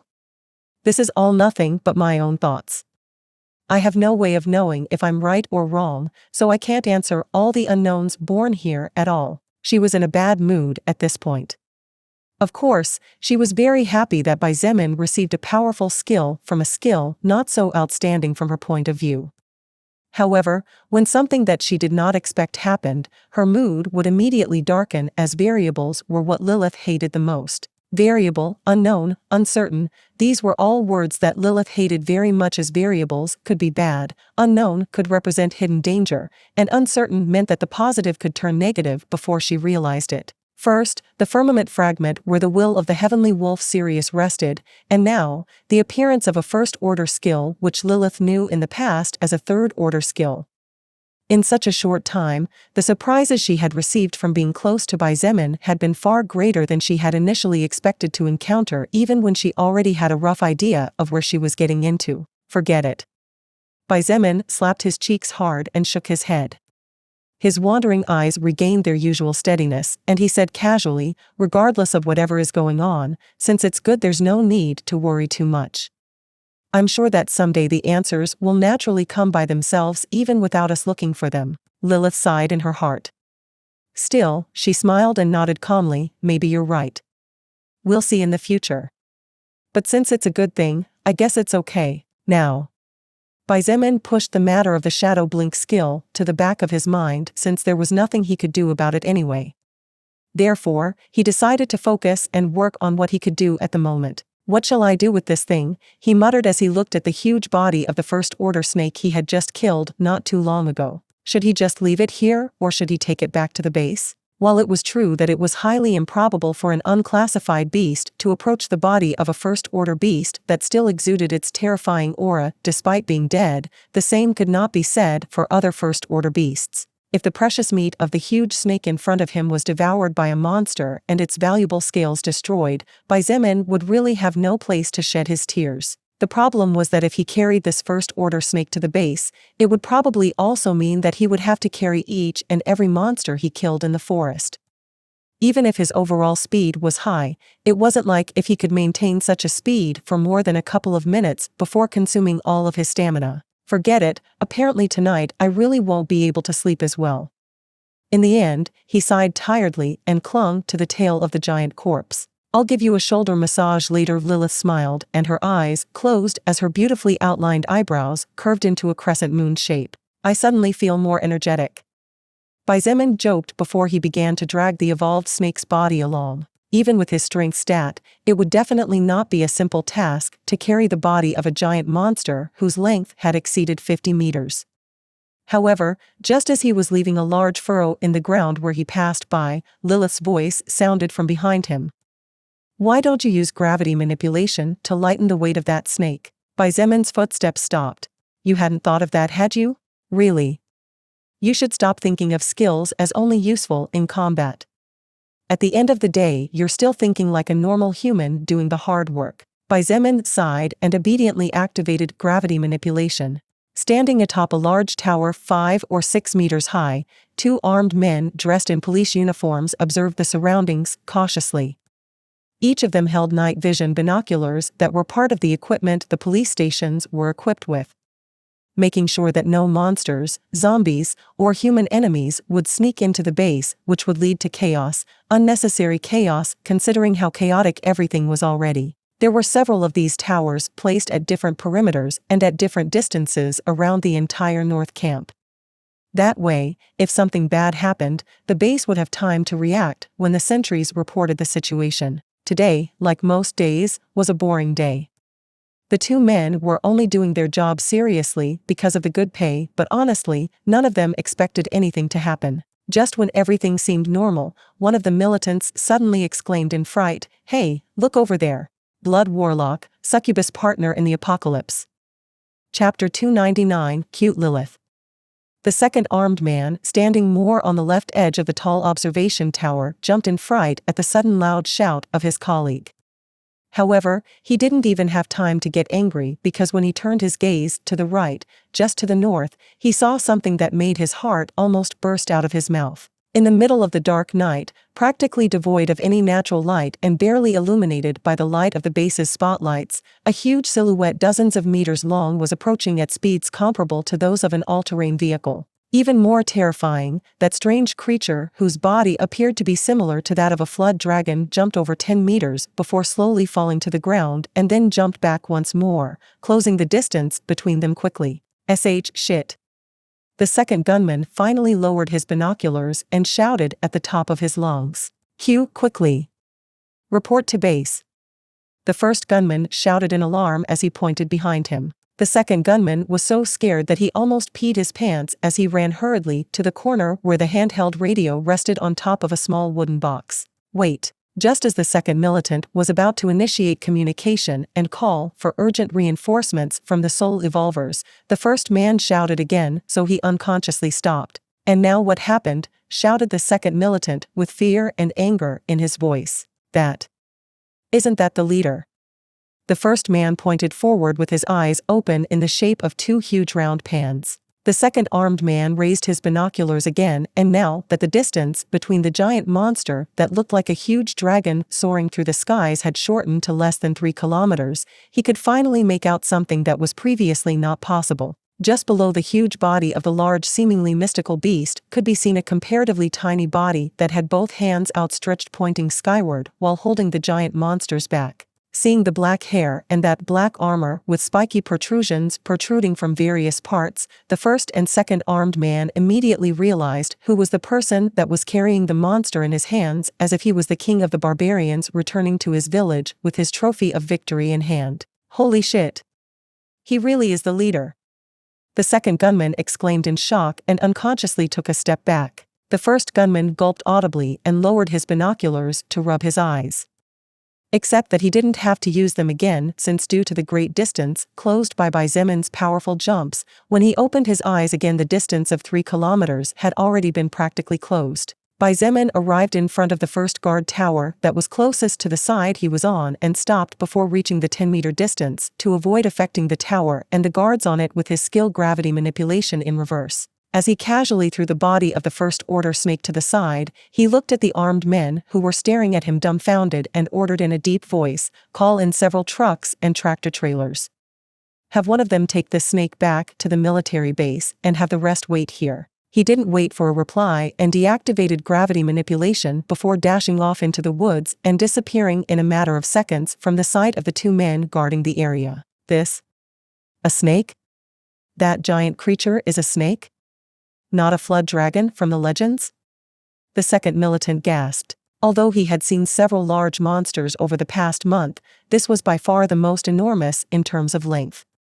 Now that he was seeing it from such a close distance, he could feel the unconscious pressure his heart felt as every fiber of his body seemed to be begging him to flee. One could imagine how powerful that beast was when it was still alive. The leader is still human? The first man sighed and shook his head. "Forget it, there is no way for normal people like us to comprehend his level of power. The leader is the leader for a reason after all." The second militant also sighed and a complicated look flashed in his eyes. For a moment, the desire to become stronger was born and grew in his heart. Unfortunately, before that spark became powerful enough to generate fire, he saw the massive body of the blue-scaled snake filled with blood. This was like a snowstorm, totally fatal to that little spark with no resistance whatsoever. "Let's call the base. We have orders to follow, given by the leader himself."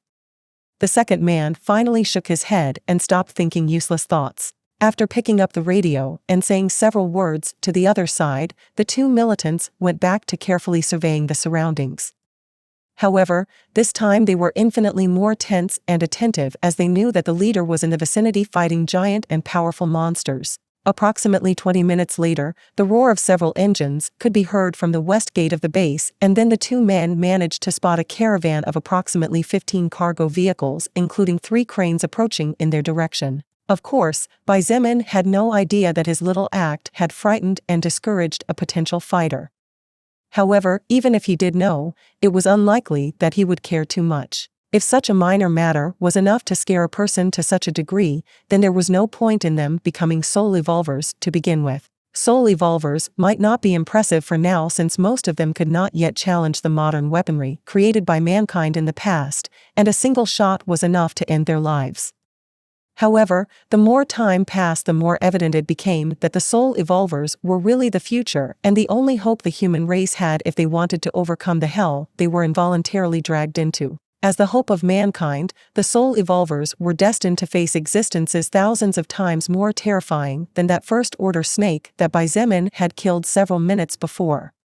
Therefore, there was no point in being scared to the point of cowering. If such a thing happened, then there was no future for that person.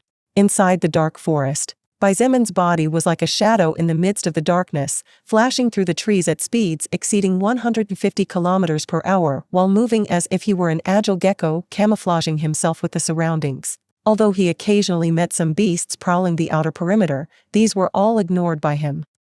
Since his main objective tonight was not to casually hunt monsters and his real goal was to train his gravity manipulation skill in combat, what Xietain needed was to find at least a first-order beast, or else all his effort would be meaningless. Unfortunately or fortunately, even after 2 hours of unstoppable searching, Xietain failed to locate a second first-order beast. This discouraged him, as much time had passed without him getting anything in return. However, it also made him feel secretly relieved, since this meant that, while first-order beasts were not a super rarity within the woods, at least they were not in astronomically high numbers either. One had to know that even now the number of existences among humanity that could take on first-order enemies were definitely few and far between. Even Xiein's faction, which was working hard every day to raise the level of its troops, only had a handful of such people. During the 2-hour period, Xietain also tried to test his Shadow Blink skill. Unfortunately, he was unable to do so. One of the requirements to activate Shadow Blink is precisely that there must be a shadow you can move into, isn't it? Lilith asked after thinking about it for a while. Yeah. I need a shadow equal or larger in size to my own shadow. Xietain nodded as he walked deeper into the huge forest. In that case, it makes sense that you can't activate your skill. Lilith suddenly seemed to realize something as her eyes glinted with understanding as she slowly said, "While this forest is dark, that doesn't mean it has shadows." Oh?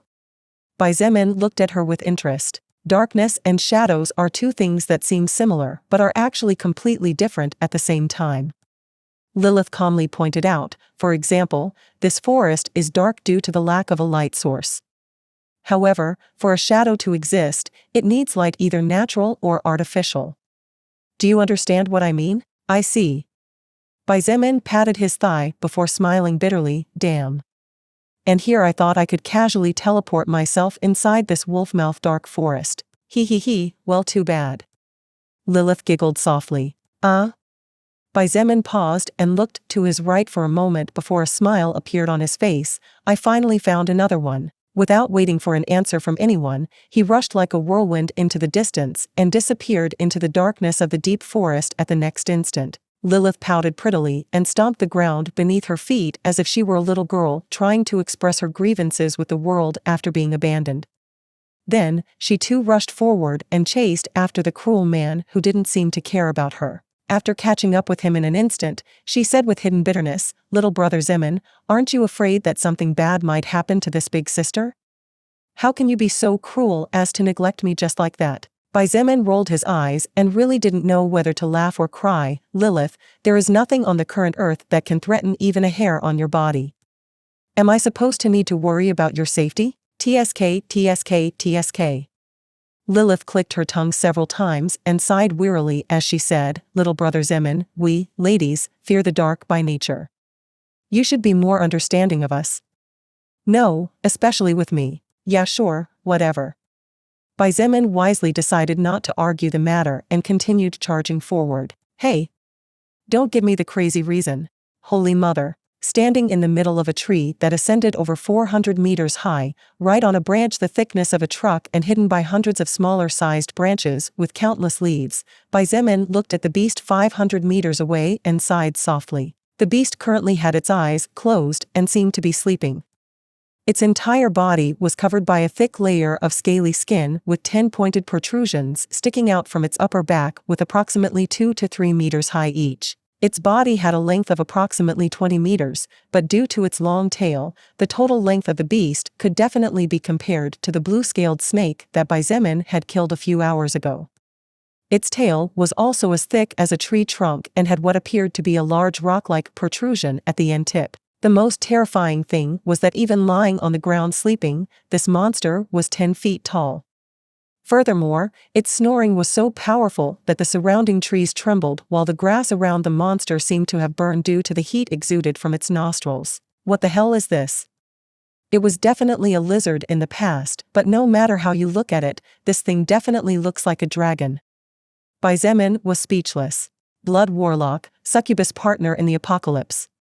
Chapter 300 Devastating Attack. A dragon. Dragons were legendary beasts, and their mythological legends could be heard all over the world. There were thousands of books for adults or illustrated books for young children that told stories about these powerful monsters capable of destroying entire cities with a single breath and capable of causing earthquakes with their stomping footsteps. In China, dragons were a highly revered and respected species.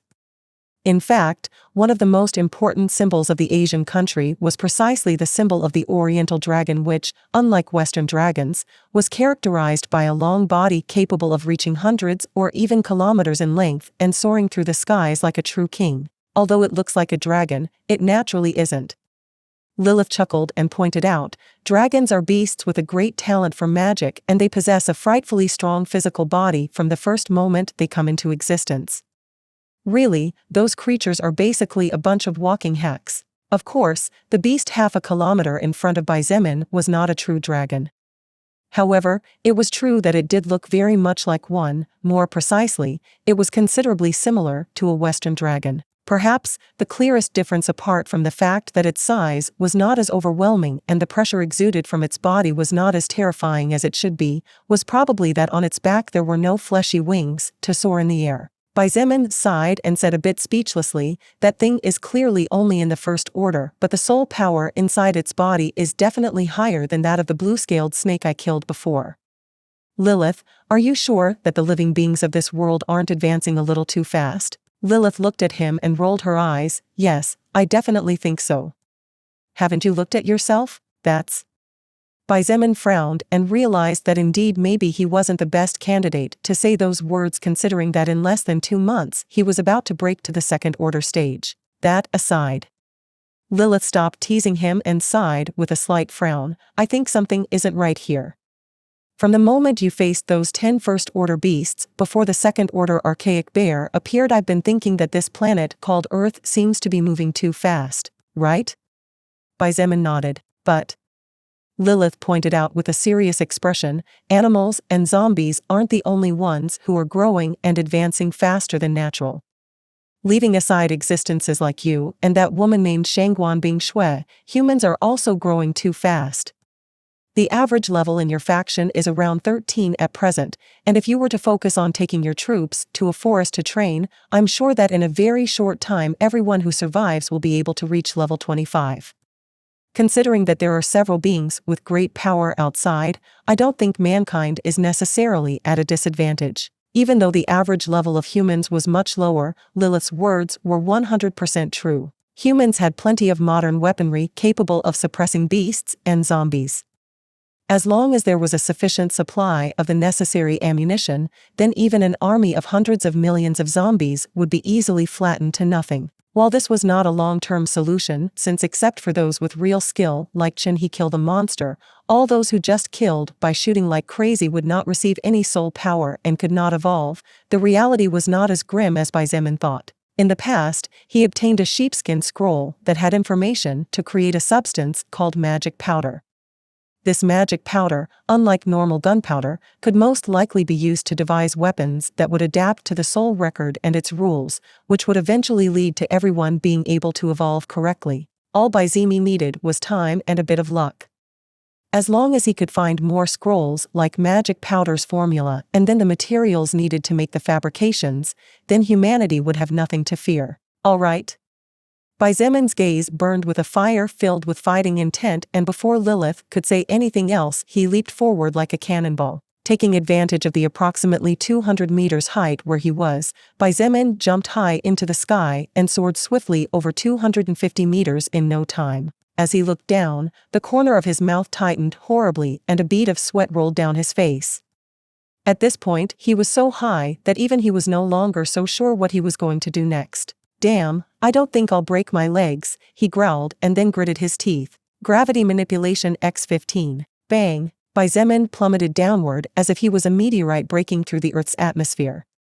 The air pressure around him increased as if trying to stop him, but unable to do so, it just burst out in a loud bang wherever he passed. On the ground, the dragon-like beast abruptly opened its eyes as if realizing something and hurriedly raised its head to look at the treetops above it. Its eyes, as orange as the sunset sun, seemed to have the ability to see beyond the darkness, and in its reptilian pupils reflected what appeared to be an object falling at surprising speed. The monster didn't even have time to get up or launch a counterattack when the object reflected in its pupils seemed to disappear. Boom! A monstrous explosion similar to that of a mother bomb detonating shook the balanced calm within the dark forest.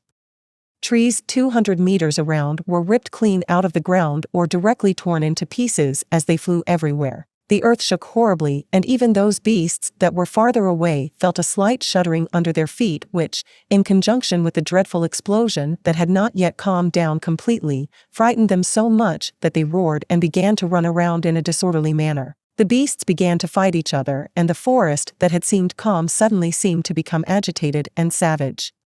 Roars and bangs sounded everywhere, while cries followed by explosions became normal. A single action was like throwing a 1-ton stone on a lake that was previously quiet and without ripples, raising huge waves and shaking all the calmness of the place. Roar. A furious but pain-filled roar shook the area a kilometer around the center of the explosion. A cloud of dust so large that it covered everything within 500 meters rose high into the sky, even surpassing the height of several trees and rising beyond to be greeted by the faint moonlight blocked by dark clouds. Swoosh! The dust cloud shuddered in a certain part and a silhouette slid backward quickly before coming to a stop on the large trunk of one of the shattered trees. This silhouette was Xietain. Damn, he groaned before his mouth opened and a torrent of blood spurted out uncontrollably. He had greatly underestimated the power of the skill gravity manipulation. No, perhaps it would be more accurate to say that he didn't know how powerful the skill was when he activated it to its maximum. Xietain's weight was 75 kilograms, which for his height of about 1 meter 80 centimeters was pretty good. However, he also carried a suit of armor that, although made of leather, still weighed over 4 kilograms. Even more terrifying, on his back, he carried a huge sword that weighed about 1 ton. By increasing gravity x 15 times the norm, one could imagine how strong was the impact Xietain's body received when he finally hit the ground after falling from a height of over 200 meters. The biggest problem was that apart from not knowing how great the power behind his previous impact would be, Xietain was not a genius scientist to know how gravity worked in its entirety. He had the same knowledge that most of humanity had, but that was all. Besides, he relied too much on his current physical body. He believed that with the toughness of his muscles, bones, plus his passive skill, bronze skin, he would definitely come out unscathed. Unfortunately, a 250-meter fall along with around 15 tons was still not something he could face without consequences. Fortunately, I was wearing my rank 2 armor, so my internal organs only shook a little. If I had broken a leg. Xietain muttered in relief as he wiped the trace of blood at the corner of his mouth. Lilith watched everything calmly from a distance. While she might have warned him earlier, the truth was that such knockbacks were sometimes good. Not only would they keep Xietain's feet firmly on the ground, but they would also give him a better understanding of what he and his skills could and could not do. After all, it was different for her to tell him something than for him to experience it for himself. Of course, if she thought he was going to get a bone fracture, she would definitely have stopped him. A leg fracture inside this thick forest might represent the end of his life after all. Xietain looked ahead of him and the heavy dust slowly began to settle. Because a large area had been cleared of trees, the moonlight finally reached the ground inside the forest, so his vision finally became considerably brighter than before. A crater that easily reached 500 meters had appeared where previously there had been a pile of flat earth and burnt grass. Moreover, the most terrifying thing was that the bottom of the crater easily exceeded 100 meters. Fuck its mother. Xietain couldn't help but curse. Roar. A second roar proved that the dragon-like beast had not died, and when he focused his vision he saw the beast in the center of the crater. The only reason this monster had not died was simply because Xietain never aimed to kill it in the first place. Otherwise, even if it had much more defense, it definitely could not have withstood such a vicious attack as the one before. Still, this did not mean that the monster had managed to escape unscathed. Absolutely not. Its tail, which was as thick as a tree trunk and whose length even exceeded that of the rest of its body, had now been completely ripped off and lay on the ground a short distance away from the main body. A steady stream of red blood flowed out from the broken part where the tail and the body previously connected, and the beast writhed in pain as it glared with its orange eyes filled with fury at Xietain. Xietain sneered as he sensed the monster's anger. While he had been slightly injured, those injuries were healing at monstrous speeds at the moment, and it definitely wouldn't be more than a few minutes before he returned to his peak condition once again. Xieain's nearly 400 health points were not there just for show after all. As Xietain secretly rejoiced about his high stats, the dragon-like beast suddenly opened its lizard-like jaws wide, releasing a strong smell of sulfur that brought the temperature of the place to new heights. A moment later, a terrifying roar, followed by a huge torrent of blue-colored fire, shot out from the monster's mouth in the direction of Xietain. Xietain didn't have a lot of time to think, as the speed at which the flare was advancing was surprisingly fast. But instead of deciding to dodge the monster's attack, he decided to continue testing the limitations of his own skill, so he activated gravity manipulation again in reverse.